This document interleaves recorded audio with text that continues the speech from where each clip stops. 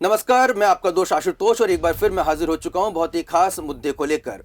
दर्शकों, भारतवर्ष में लगातार जो कहा जा सकता है कि हमें बाहरी आक्रमण से ज्यादा भीतरी गद्दारों से सावधान रहने की हमेशा से जरूरत रही है और इतिहास गवाह है कि भारत जैसा एक समृद्धशाली राष्ट्र को अगर नुकसान पहुंचा है तो वो पहुंचा है हमारे ही देश के गद्दारों की वजह से।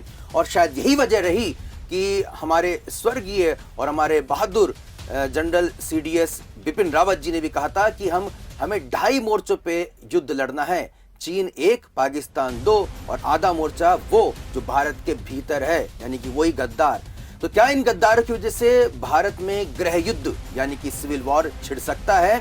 क्या भारत में कहीं ना कहीं वो ताकतें जो हमारी देश की अर्थव्यवस्था को, हमारी व्यवस्था को कहीं ना कहीं पटरी से उतारना चाहती हैं, वो कामयाब हो जाएंगी? तो इन तमाम ऐसे सवालों को लेकर एक बार फिर मैं हाजिर हो चुका हूं और मेरे साथ हमेशा की तरह मौजूद हैं सुप्रसिद्ध ज्योतिषाचार्य आचार्य राजेश जी। आचार्य जी, आपका बहुत बहुत स्वागत है। धन्यवाद। आचार्य जी, गृह युद्ध, सिविल वॉर, ये सुनकर काफी कष्ट होता है कि क्या हमारे देश में ही ऐसे लोग हैं जो देश में ही जो व्यवस्थाओं को बिगाड़ने में तुले। हमने पिछले दिनों काफी देखा भी था, सड़कें जाम कर दी गई थी, चाहे शाहीन बाग की बात हो, चाहे किसान आंदोलन की आड़ में जिस तरह से आतंकवादी गतिविधियों को भी चलाया गया था, लाल किले पर भी जिस जो दृश्य हमें देखने को मिला था।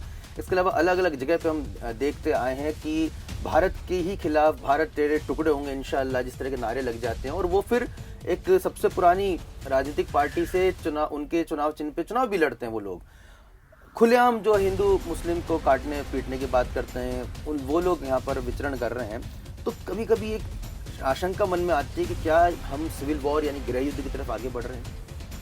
देखो, तो इसके लिए यदि हम बात करें ना, तो भारत की जो स्वतंत्रता मिली है और भारत के बाद जो पाकिस्तान को तोड़ा गया है, तो भारत में जो मुस्लिमों को सुरक्षित सजा संभाल कर रखा गया है और उनके लिए जिस तरीके से ज़मीनें खरीद फरोख्त की जो बड़ी व्यवस्थाएं की गई हैं, ये सारी व्यवस्थाएं बड़ी प्लानिंग के साथ की गई हैं। 1947 में जब भारत को आज़ाद किया गया था, उसी समय में मुस्लिमों के लिए तो पाकिस्तान बना दिया और जब भारत से मुसलमान जाने लगे, भगाए गए, तो वहाँ के प्रधानमंत्री को आदेश दिया जाता है कि तुम इन सबको रोको, अन्यथा फिर भारत की और व्यवस्था बिगड़ेगी। तो ऐसी परिस्थिति को निर्मित शुरू से ही कराया गया है कि जब भी ज़रूरत पड़ेगी तो भारत में इस तरीके के राइट्स आसानी से कराए जा सकें और भारत में हिंदुओं की कमरों को तोड़ा जा सके और भारत को तरक्की से रोका जा सके। तो इसकी शुरुआत तो 1947 से ही हो गई थी। तो जो हमारे अच्छे कद्दावर राजनेता थे, उनको प्रधानमंत्री भी नहीं बनने दिया गया। वो किस्मत भारत की अच्छी थी, वो गृह मंत्री बन गए और उन्होंने इस स्थिति को समझ के वो सब कुछ किया। दूसरे प्रधानमंत्री लाल बहादुर शास्त्री ने फिर बढ़ाने की कोशिश की, तो उनको जहर देकर जिस तरीके से मारा गया और पूरी दुनिया मूक दर्शक बनकर बैठी रही, ये भी दूसरा उसका एक उदाहरण था। उसके बाद जितने भी युद्ध हुए, वहाँ पर आतंकी परिस्थिति जो लोग हैं उनके पक्ष में कानून बनाए गए। जो हिंदू था, जो अच्छा काम कर रहा था, उसको दबाने के लिए लगातार कानूनों का सहारा इसमें लिया गया। तो वो परिस्थिति ही शुरू से ऐसी बनाई गई कि यहाँ पर राइट्स करा के भारत को कभी भी गुलाम बनाया जा सके। तो आप इस मुगालते में तो ना रहें कि भारत में राइट्स नहीं होंगे, क्योंकि इसकी जो स्थापना हुई है वही स्थापना का ही मूल कारण यही है।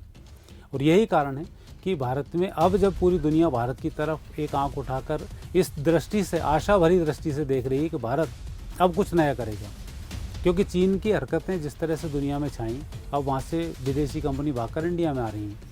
इंडिया में ना आए उसके लिए चीन पूरी व्यवस्थाओं में लगा हुआ है कि यहाँ राइट्स कराए जाएँ, हिंदू मुस्लिम के बीच में उलझाया जाए, नाना प्रकार की समस्याएँ खड़ी की जाएँ, ताकि लोगों में भारत के प्रति एक अच्छा माहौल ना बन सके। और परिस्थिति इसके विपरीत ये है कि हम फिर भी हमें राजनेता ऐसे अच्छे मिले हैं कि उनके दम पर हम आगे बढ़ रहे हैं और हमारे देश को सुरक्षाएं प्रदान करना और बाहर के लोगों को अंदर बुलाना, उनकी एक योजनाएं जो चल रही हैं, योजनाएं लगातार कामयाबी की ओर जा रही हैं। तो उस परिस्थिति में आशुतोष जी, आपका भी ये प्रश्न है कि भारत में अंदरूनी तौर पर झगड़े होना, ये होना, तो ये तो एक निश्चित है कि जब भी कहीं विवाद होगा तो बाहर की जो शक्ति हैं वो एक अस्त्र का इस्तेमाल यहाँ भी करेंगी कि आप अंदर से इस युद्ध को फैलाया जाए, ताकि बाहर जो हमारी फोर्सेस व्यस्त हो रहें और अंदर ही अपना काम धीमे धीमे करते रहें। तो इस स्थिति को जो आप संकेत मेरे से पूछना चाह रहे हैं, तो वो राइट्स की स्थिति बनती है और हमें इसमें बहुत संभल कर रहना होगा। विशेषकर हिंदुओं को जागृत होकर, एक होकर इसमें रहना होगा। अन्यथा दूसरे लोगों में, हिंदुओं की बात नहीं कर रहा, कई बार हम राष्ट्रीय लोगों की बात कर रहे हैं, उनके अलावा जो दूसरे लोग हैं वो तो कहीं ना कहीं से अपनी अपनी हरकतें करेंगे और आपको नुकसान पहुंचाएंगे। तो वहाँ थोड़ा सा शांति का परिचय आपको देना जरूरी है, नहीं तो राइट्स की स्थिति इसमें जरूर बनेगी। अच्छा जी, कब तक इस तरह की आशंका आपको बलवती नज़र आ रही है कि वो समय सीमा कब तक है कि जब हमें बहुत सावधान रहने की आवश्यकता है, क्योंकि भारत के जो दुश्मन मुल्क हैं पाकिस्तान और चीन इसी ताक में बैठेंगे भारत कहीं ना कहीं इस गृह युद्ध में उलझे और वो अपनी हरकतों को सीमाओं पर अंजाम दें, तो ये हमारे लिए बहुत ही सतर्क रहने की आवश्यकता है। इसके लिए आशु जी देखो, बंगाल का चुनाव हुआ, उस बीच में भारत के पूरे मीडिया से एक ही आवाज़ आई, कोरोना कोरोना, मर गए, भारत नष्ट हो गया, भारत में कोई नहीं बचेगा, सब जिंदा मर जाएंगे, कल सुबह तक भारत नष्ट हो जाएगा। नाना प्रकार की ऐसी खबरें चलती थी कि सुबह भारत बचेगा नहीं बचेगा। और पूरी दुनिया में भारत में 2 लाख लोग मारे गए 130 करोड़ में से, जबकि जिनकी पॉपुलेशन 2-2, 5-5 करोड़ कंट्री है, वहाँ 1-1 लाख मारे गए। वहाँ की मीडिया ने उनके खिलाफ कुछ नहीं बोला, लेकिन हमारा मीडिया लगातार चिल्लाता रहा। उसका परिणाम क्या हुआ कि आज जो हिंदू वोटर्स था, जो एक अच्छा वोटर था, बंगाल के चुनाव में वोट डालने नहीं आ पाया और अल्टीमेट बीजेपी को वहाँ नुकसान उठाना पड़ा। ये कटु सत्य है। अब यूपी का चुनाव आ रहा है, अब वापस कोरोना की लहर शुरू हो चुकी है। अब ये फिर वहाँ ऐसी विवाद खड़े करना शुरू करेंगे, कोरोना वो पीडीबी वगैरह ने चिल्लाना शुरू कर दिया। 3,000 आज ही 30-35 हज़ार केस बता दिए, अब कल 60,000 पे जाएंगे, फिर 1,20,000 पे जाएंगे और इस तरह से स्थिति बिगड़ती जाएगी। तो ये भी एक उस विवाद का एक हिस्सा है। तो जो युद्ध होना चाहिए वह इस तरह से भी युद्ध चल रहा है कि आप पहले तो मोदी को कमज़ोर करें, जो भारत की एक मजबूत सरकार बन गई है, इसको कैसे विवादित बनाया जाए, इस पर कैसे लोगों का ध्यान हटवाया जाए, उसकी ये व्यवस्थाएं चल रही हैं। तो अब ये करने के लिए उन्होंने किसान आंदोलन को खड़ा किया। किसान एक नाम ऐसा था कि उस किसान में तो आपने खुद ने भी देखा होगा कि वहाँ किसान थे ही नहीं। किसान होते तो 26 जनवरी पे झंडा फहराने नहीं जाते लाल किले के ऊपर। वो एक षड्यंत्र था। बीच में आपने देखा हो कितने रेप हुए, कितने लोगों को कत्ल कर दिए गए, तो ये किसानों का लक्षण नहीं था। लेकिन चूंकि नाम किसान था, किसान की आड़ में इस तरीके का आंदोलन चलाया गया। शाहीन बाग में मुस्लिमों को भड़काने के लिए जो महिलाओं के पक्ष में कानून बना था, उसके लिए आपने एक आंदोलन चलाया। जो नाम कुछ और था, काम कुछ और है। इस प्रकार के छद्म युद्ध ही ये कहलाते हैं। तो ये स्थिति भारत के साथ बनी रहेगी। यहाँ जनता को जागरूक होकर यह देखना चाहिए कि सत्य क्या है और असत्य क्या है, नहीं तो ऐसी परिस्थिति लगातार बनी रहेगी। तो अच्छा, इसमें एक मैं प्रश्न और लेना चाहूँगा अंतिम, कि क्या आपको लगता है कि जिस तरह से जो दंगों की त्रासदी हमने देखी थी, जिसमें लोग एक दूसरे को मारकाट करने के लिए उतारू हो गए थे, ये स्वरूप गृह युद्ध का क्या इस तरह का हो सकता है? पहला सवाल। दूसरा, या फिर आपको लगता नहीं ये सिर्फ जो है व्यवस्थाओं को खंडित किया जाएगा, उसको कहीं ना कहीं विचलित किया जाएगा, ये स्वरूप वैसा रह सकता है? और तीसरा, इसके बाद मैं आपसे जवाब चाहना चाहूँगा, क्या इन दोनों ही स्थिति और परिस्थितियों को क्या रोका जा सकता है? देखो, इसमें सबसे बड़ी बात ये आती है, देखो इसमें बात में ज्योतिष से लगट के करूँगा। जब कोई समस्या खड़ी होती है, सरकार ने देखा कि सरकार अपराधियों के विरुद्ध में खड़ी है, तो अपराधी की हिम्मत नहीं है कि आपके यहाँ कुछ उपद्रव कर पाए। तो जब तक मोदी योगी जिंदा है, तब तक आप उम्मीद मत लगाओ कि हिंदू मुस्लिम राइट्स यहाँ पर होंगे। उन्हें पता है जो राइट्स करने वाले हैं उनका क्या असर होने वाला है। और राइट्स करने वाले चंद लोग होते हैं जो भावनाएं भड़काकर इस तरीके के काम करते हैं। तो वो मुद्दा तो यहाँ समाप्त हो जाएगा। अब दूसरी बात आती है कि छोटे छोटे षड्यंत्र, जैसे मैंने चुनाव की चर्चा की, ऐसे षड्यंत्र खड़े होंगे सरकारों के खिलाफ, ऐसे षड्यंत्र खड़े होंगे हमारे राजनेताओं के खिलाफ, ऐसे षड्यंत्र खड़े होंगे हमारी आर्थिक स्थिति के खिलाफ। तो हमें उन सब मोर्चों पर थोड़ा सा सावधान रहना है।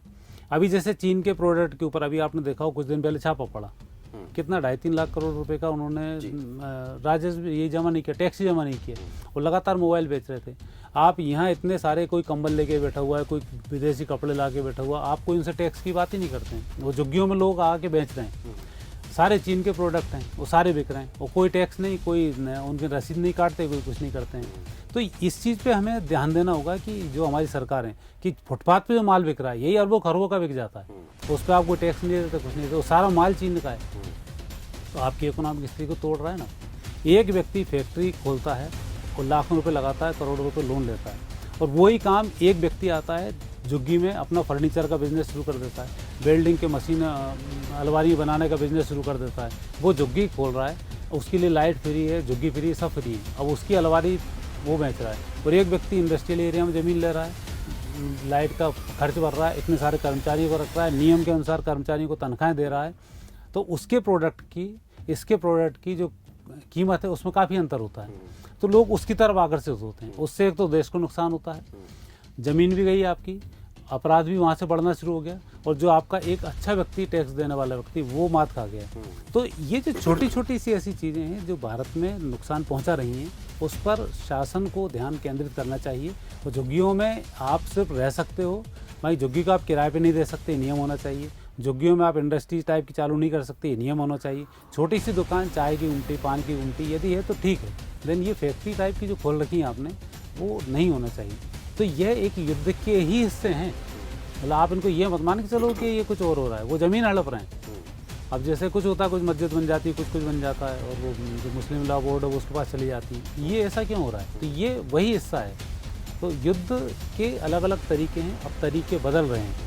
तो आप जो हिंदू मुस्लिम राइट्स की बात कर रहे हो, उस तरीके के राइट्स नहीं होंगे, लेकिन ये दूसरे प्रकार का जो राइट्स चल रहा है, ये राइट्स खतरनाक है। उसके पीछे कारण क्या है कि भारत अभी चंद्र की महादशा में है।